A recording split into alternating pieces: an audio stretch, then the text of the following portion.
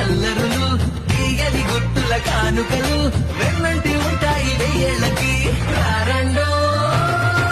వేడుక చూద్దాం ఈ సీతమ్మని రామయ్యని ఒకటిగా చేసేద్దాం ఆడేద్దాం